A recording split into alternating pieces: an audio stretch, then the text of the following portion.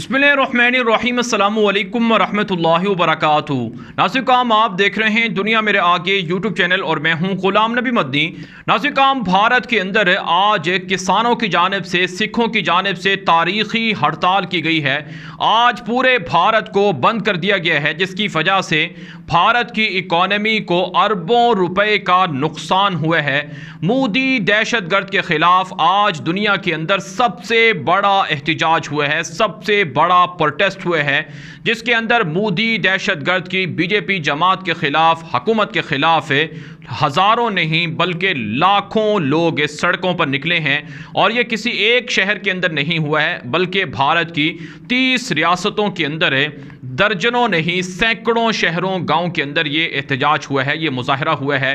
भारत बंद के नाम से जो आज प्रोटेस्ट हुआ है, इसके अंदर सिखों ने मुतालबा किया है कि मोदी दहशतगर्द काले कवानीन को ख़त्म करे, लोगों पर जुल्म बंद करे, लोगों को हक दे, लोगों को इंसाफ दे और लोगों के साथ डाका और लोगों के हुकूक पर डाका मत डाले।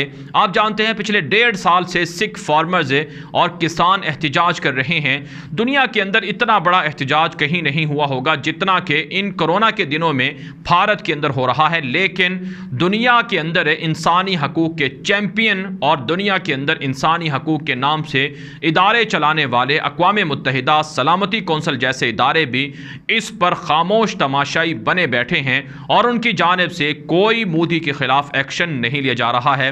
नाज़रीन का मोदी दहशतगर्द ने पिछले 7 सालों के अंदर ना सिर्फ सिखों को मुतासिर किया है बल्कि मुसलमानों के ख़िलाफ़ मजालिम किए हैं और इसी तरह से कश्मीरियों के ख़िलाफ़ जुल्म की इंतहा की है और दलित नस्ल के जो हिंदू हैं उनके ख़िलाफ़ भी इस तरह के बहिमाना सलूक हुए हैं कि जिनकी मिसाल इससे पहले नहीं मिलती है।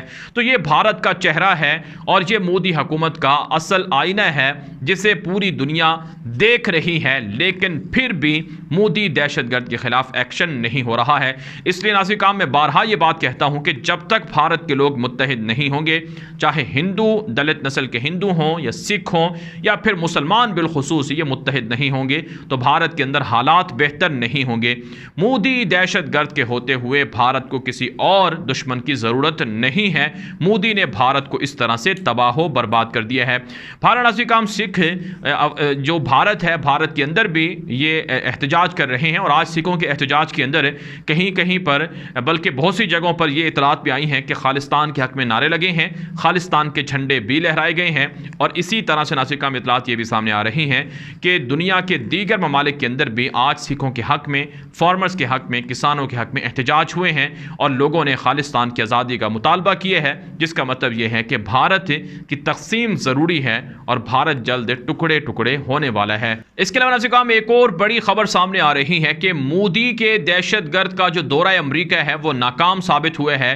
भारत का अपना मीडिया चीखो पुकार कर रहा है कि मोदी ने जो अमेरिका का दौरा किया है उसको जो अमेरिका का मीडिया है उस पर इस तरह से पजीराई नहीं मिली है जिस तरह से एक बड़े मुल्क के जो सरबराह हैं उनको मिलनी चाहिए। आप जानते हैं मोदी ने वाइट हाउस के अंदर जो बाइडन से भी मुलाकात की है, जिस तरह से अशरफ गनी के दौरे की कोई कवरेज नहीं हुई थी, इसी तरह से मोदी के साथ भी सलूक हुआ है।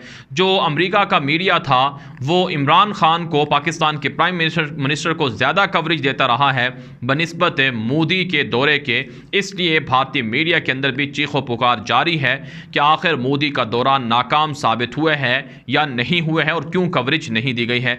सच्ची बात यह है कि दुनिया मोदी के असल चेहरे को जानती है कि यह कातिल है, यह दहशतगर्द है, इसने इंसानी हकूक की सबसे ज़्यादा वायलेशन की है। इसे आज के दौर का अगर हिटलर कहा जाए तो कतन गलत ना होगा। इसकी हिंदू तवा पॉलिसियों की वजह से मुसलमानों की ज़िंदगियाँ अजीरन हो रही हैं और मुसलमानों पर आसाम के अंदर, कश्मीर के अंदर, यूपी के अंदर और दीगर जगहों पर जुल्म हो रहा है। तो ये आपको अंदाज़ा हो चुका है कि भारत के वज़ीर आज़म का जो दौरा था अमेरिका का वो नाकाम हुआ है और इसी से इनकी जो पॉलिसियाँ हैं या साजिशी अनासर जो इनके साजिशी प्लान हैं वो भी फेल होते हुए नज़र आ रहे हैं। नाज़रीन काम इसके अलावा एक और ख़बर सामने आ रही है कि चाइना भारत के ख़िलाफ़ कामयाब सर्जिकल स्ट्राइक कर रहा है। चीन भारतीय इलाकों के अंदर ड्रोन तैयारे उड़ा रहा है और भारतीय फ़ौज की जासूसी भी कर रहा है और भारतीय फ़ौज के अहम खुफिया मालूमात को, दस्तावेज़ात को भी चुरा रहा है। इस हवाले से कहा गया है कि चीन की मूवमेंट, फ़ौजी मूवमेंट भारतीय इलाकों में बढ़ती जा रही है और भारतीय फ़ौज ने बयान जारी किया है कि हम इस हवाले से गौर व फिक्र कर रहे हैं, हम इस हवाले से देख रहे हैं कि चीन हमारे इलाकों में कंट्रोल हासिल कर रहा है, हमारे इलाकों में कब्ज़ा कर रहा है।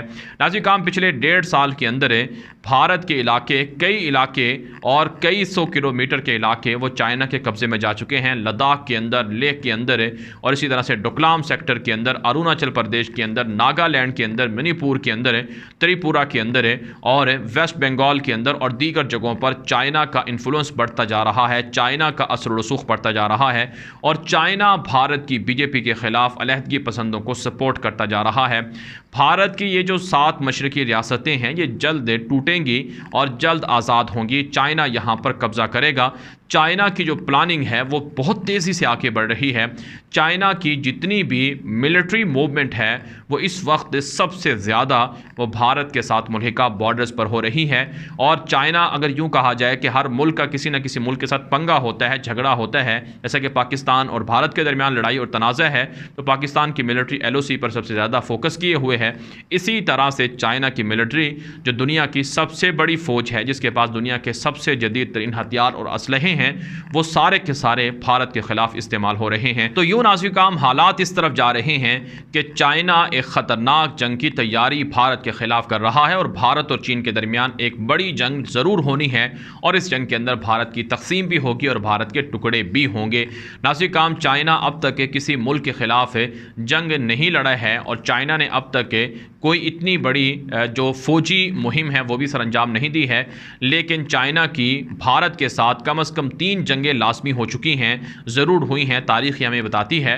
और इन जंगों के अंदर भारत को काफ़ी नुकसान उठाना पड़ा था। ये जंगें 60 के बाद हुई हैं, 60 की दहाई में हुई हैं, लेकिन अब हालात बदल चुके हैं। उस वक्त चाइना अगरचे कमज़ोर था, लेकिन अब चाइना दुनिया का ताकतवर मुल्क है। यहाँ की इकॉनमी, यहाँ के हथियार, यहाँ की फ़ौज दुनिया की एडवांस फ़ौज है। इतलात ये हैं कि चाइना जदीद हथियारों को, एडवांस टेक्नोलॉजी को भारत के ख़िलाफ़ आजमा रहा है। माइक्रोवेव टेक्नोलॉजी है और इसी तरह से आर्टिफिशियल टेक्नोलॉजी है और लेज़र जो हथियार हैं वो इस्तेमाल हो रहे हैं। और जो जदीद तरीन जो दुनिया की टेक्नोलॉजी है वो भारत के साथ मुल्हिका बॉर्डर पर चाइना बिछा रहा है, जदीद शहर भी बसा रहा है। तो इसलिए हम ये बात बासानी कह सकते हैं कि चाइना की जो मूवमेंट भारत के खिलाफ है ये भारत की तबाही का सबब बनने जा रही है और इससे यकीनन पाकिस्तान को और कश्मीरियों को भी बहुत ज़्यादा फ़ायदा मिलने वाला है। और पाकिस्तान और चीन पहले ही भारत के मुकाबले में बाहमी तैयारियां भी कर रहे हैं और बाहमी मुशावरतें और मीटिंग्स और मिलिट्री एक्सरसाइज भी पाकिस्तान और चाइना के दरमियान जारी हैं, जिससे भारत के लिए एक तरह से बर्बादी का पैगाम भी है और भारत की तबाही का भी एक पैगाम है। इसके अलावा एक और ख़बर सामने आ रही है कि मकबूजा कश्मीर के अंदर आज फिर भारतीय फ़ौज ने सर्च ऑपरेशन के नाम पर 2 कश्मीरी नौजवानों को गिरफ्तार कर लिया है और इतलात ये सामने आ रही हैं कि जैश ए मोहम्मद से ताल्लुक़ था और 20 साल से ये लोग भारत के ख़िलाफ़ एक्टिव और सरगर्म थे, जिन्हें गिरफ्तार किया गया है। नाज़रीन, भारत इल्ज़ाम लगाता है कि कश्मीर के अंदर जैश ए मोहम्मद और लश्कर तैयबा के जंगजू मुजाहिदीन मौजूद हैं। हालांकि कश्मीर के अंदर वहाँ के मकामी फ्रीडम फाइटर्स मुजाहिदीन भारत के ज़ालिमाना कब्ज़े के ख़िलाफ़ लड़ाई कर रहे हैं। नाज़रीन, इसके अलावा कश्मीर से एक और ख़बर ये सामने आ रही है कि आज 2 भारतीय फ़ौजी मज़ीद मुजाहिदीन के हमलों के अंदर मारे गए हैं। उनकी डेड बॉडीज़ कश्मीर से मिली हैं। रोज़ाना कश्मीर से भारतीय फ़ौजियों के ताबूत निकलते हैं, लेकिन भारत का मीडिया दिखाता नहीं है, झूठ बोलता है और दुनिया को अंधेरे में रखता है। भारत को कश्मीर के अंदर बड़ी तबाही का सामना करना पड़ रहा है और ये इतलात भी सामने आ रही हैं कि कश्मीर के अंदर भारत की मूवमेंट पाकिस्तान के ख़िलाफ़ भी बढ़ रही है, लेकिन पाकिस्तान की फ़ौज और कश्मीर के अंदर फ्रीडम फाइटर्स की मूवमेंट और उनकी जो स्ट्राइक हैं वो भारत के मुकाबले में ज़्यादा हैं। भारत फॉल्स फ्लैग ऑपरेशन का सहारा ले सकता है और पाकिस्तान पर हमला कर सकता है, लेकिन इस मर्तबा भारत को मुंह की खाना पड़ेगी। अब की बार भारत को छोड़ा नहीं जाएगा बल्कि बदला लिया जाएगा पाकिस्तान की जानिब से, ये पैगाम सामने आ रहा है। नाज़रीन, इसके अलावा एक और बड़ी खबर सामने आ रही है कि भारत के अंदर मुसलमानों के खिलाफ बच्चों के जहनों को तब्दील किया जा रहा है और स्कूलों के अंदर निसाबों के अंदर इस्लामोफोबिया के हवाले से मज़ामीन को, तस्वीर को छापा जा रहा है। तेलंगाना भारत का इलाका है जहाँ पर 8वीं जमात की 8वीं की जो क्लास है उसकी एक बुक के अंदर, किताब के अंदर इस्लामोफोबिया के हवाले से तस्वीर और मज़ामीन छापे गए हैं, जिसमें एक हाथ में तलवार है, दूसरे हाथ में कुरान है और इसे मुसलमान बनाकर पेश किया गया है कि ये लोग ज़बरदस्ती इस्लाम कबूल करवाते हैं वरना ये लोग मार देते हैं, इनको दहशतगर्द और बागी तस्वर करवाया जा रहा है। ये भारत के स्कूलों के अंदर, किताबों के अंदर ये बातें पढ़ाई जा रही हैं। तो इससे आप अंदाज़ा लगा सकते हैं कि भारत के अंदर हिंदू इंतहा पसंदी किस तरफ जा रही है। बीजेपी, आरएसएस के गुंडे किस तरह के नज़रियात का प्रचार कर रहे हैं। और ऐसे में भारतीय मुसलमानों को ये बात नोट कर लेनी चाहिए कि अगर वो अब ख्वाब गफलत में रहेंगे, जागेंगे नहीं, मुत्तहिद नहीं होंगे, तो उन पर हिंदू इंतहा पसंदों के हमले भी होंगे और उनके बच्चों को भी दुश्मनी के अंदर मुब्तला किया जाएगा और हिंदुओं के बच्चों को ये तरबियत दी जाएगी। बल्कि आरएसएस के छोटे छोटे बच्चों को ये बताया जाता है कि मुसलमान तुम्हारे दुश्मन हैं, तुमने इनके खिलाफ लड़ना है। लिहाजा भारतीय मुसलमानों के लिए पैगाम है कि उन्हें जागना चाहिए, बेदार होना चाहिए, मुत्तहिद होना चाहिए, वरना उनके खिलाफ जो ऑपरेशन है, जो उनके खिलाफ जो हमले हैं वो भी होंगे, जैसा कि असम के अंदर हो रहा है, जैसा कि CAA के नाम पर मुसलमानों की गिरफ्तारियां हैं, जैसा कि कश्मीर के अंदर हो रहा है, जैसा कि मौलाना कलीम सिद्दीकी और दीगर उलमा किराम की गिरफ्तारियां हैं। तो इसलिए मुसलमानों को जागना चाहिए और बीजेपी के खिलाफ एक्शन मुत्तहिद होकर लेना चाहिए। इस वीडियो के हवाले से, इन खबरों के हवाले से जो आपकी राय हो, कॉमेंट के जरिए से, हमारे व्हाट्सएप के नंबरों पर मैसेज के जरिए से आप हम तक पहुँचा सकते हैं। अब तक के लिए इतना ही इजाज़त दीजिए। अस्सलामु अलैकुम वरहमतुल्लाहि वबरकातुहू।